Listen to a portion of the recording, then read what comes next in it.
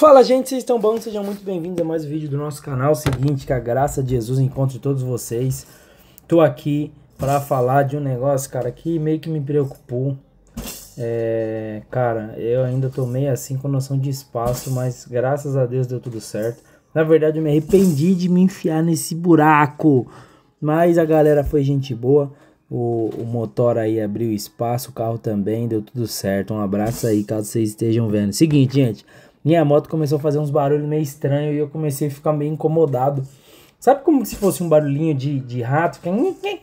Rangendo, na verdade, né? Não barulho de rato. É barulho de rangido, assim. Eu achei que fosse, assim, o capacete. Porque quando eu tava com o meu capacete, eu tenho dois capacetes. E aí quando eu tava com o outro eu ouvia e com um, assim, coincidentemente eu não tinha ouvido antes, né? Eu falei, será que é alguma coisa do capacete ou algo específico? Só que, cara, na grande realidade eu acabei descobrindo que não era.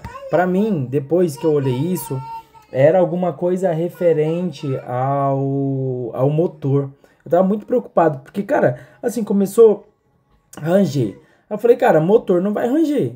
Falei, será que é por conta do giro? Eu falei, mas talvez não seria o rangido, enfim. Uma série de fatores. Olhei ali querendo a nossa suspensão, o amortecimento dianteiro, traseiro. Comecei a chacoalhar e percebi que tava na traseira, basicamente, né? Falei, cara, será que vai quebrar o quadro? Será que vai zoar ou alguma coisa assim? E aí eu imaginei que fosse do amortecedor traseiro. Falei, cara, será que é possível? Comecei a olhar, investigar e caça e não caça.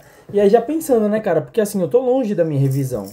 É daqui basicamente 6 meses a segunda revisão, né? Ou 5.000 km, alguma coisa assim, eu preciso ver direitinho.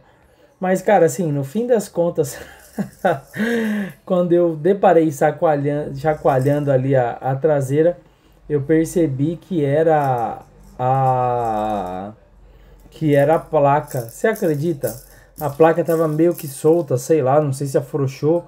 E aí não tava preso direitinho, então a placa ficava batendo ali na rabeta e tava fazendo esse barulho, né?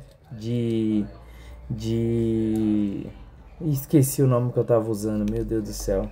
Mas enfim, é isso, nada demais. Um barulhinho que brevemente foi solucionado, resolvido e é isso. Fiz esse vídeo aqui só para não deixar o canal sem vídeo, tá bastante corrido, rapaziada.